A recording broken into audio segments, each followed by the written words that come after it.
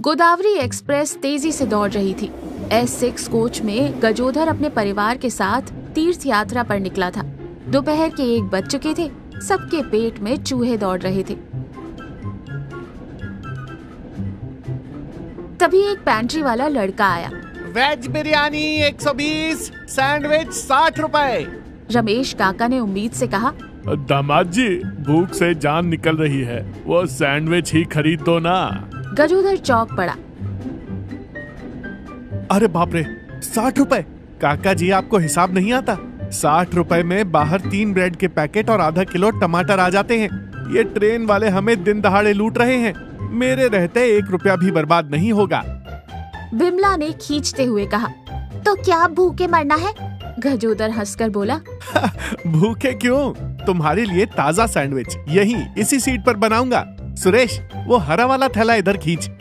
सारे यात्री हैरानी से देख रहे थे जब गजोधर ने अपनी सीट पर एक बड़ा कुकिंग शो शुरू कर दिया। उस हरे थैले में से एक बड़ा ब्रेड का पैकेट, 4 कच्ची प्याज, 3 टमाटर, 2 बड़े खीरे और एक छोटा चाकू और एक प्लास्टिक की थैली में लाल रंग का किसान जैम बाहर निकला। बिमला ने अपना माथा पीट लिया। हे भगवान, ट्रेन में सब्जी काटोगे? लोग हंस रहे हैं। हंसने दे भाग्यवान, वो 60 रुपए फूंक रहे हैं। हम 10 रुपए में पेट भरेंगे। सुरेश, तू ब्रेड की स्लाइस लाइन से लगा, मैं ये टमाटर काटता हूँ। ट्रेन धड़ धड़ धड़ धड़ करके हिल रही थी। गजोधर अपनी गोद में एक पेपर प्लेट रखकर एक हाथ में टमाटर और दूसरे में चाकू लेकर जंग लड़ रहा था। देख सुरेश, टमाटर का स्लाइस एकदम पहिए जैसा गोल आना चाहिए। यही स्टाइल है। उसने काटने की कोशिश की। ट्रेन जोर से हिली। चाकू फिसला और टमाटर पर जोर से लगा।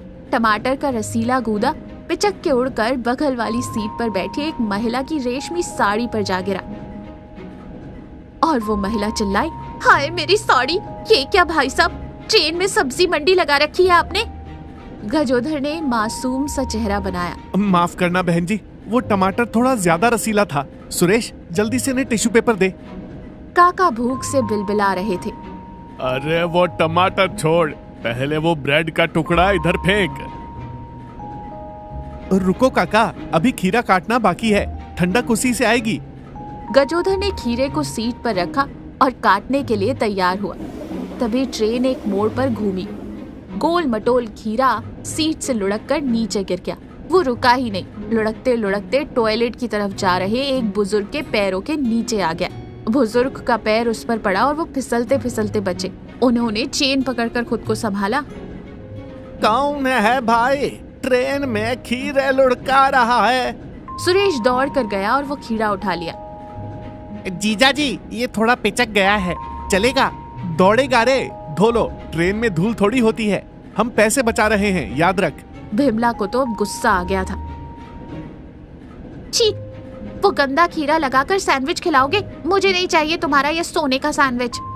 जैसे तैसे ब्रेड पर टेढ़ी मेढ़ी कटी सब्जियां और टमाटर रखे गए। अब बारी थी असली काम की, सॉस डालना।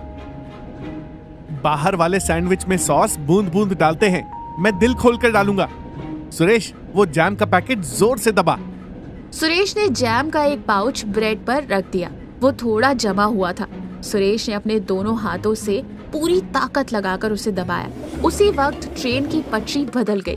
खट खट का जोरदार झटका लगा। सुरेश के हाथों से जैम फुस करके गोली की रफ्तार से बाहर निकला, लेकिन वो ब्रेड पर नहीं गिरा। उस प्रेशर से जैम की धारा सीधी गई और सामने वाली सीट पर बैठे टीसी की सफेद शर्ट पर लाल नक्शा बना दिया। पूरा डिब्बा सन रह गया। टीसी ने अपनी शर्ट देखी, फिर गुस्से से गजोधर को देखा। टिकट मांगा तो खून की उल्टी कर रहे हो क्या? ये जैम है। ट्रेन में हलवाई की दुकान खोली है, जुर्माना भरो 500 रुपए। अब तो गजोधर का दिल बैठ गया था। सर, 500? मेरे पास खुले नहीं है सर, हम गरीब लोग हैं, भूख लगी थी। गरीब है तो 60 रुपए का सैंडविच खरीद लेता ना। अब 500 निकाल, वरना अगले स्टेशन पर पुलिस के हवाले कर दूंगा। गजोधर रोने जैसा मुंह बनाकर बैठा था। 60 रुपए बचाने के चक्कर में 500 का चूना लग रहा था। तब बिमला उठी और टीसी के सामने हाथ जोड़े। सर, मेरे पति को कंजूसी की बीमारी है, इलाज तो चल रहा है पर असर नहीं दिख रहा। ये लीजिए जुर्माने के पैसे। विमला ने 500 रुपए दिए और टीसी को चलता किया।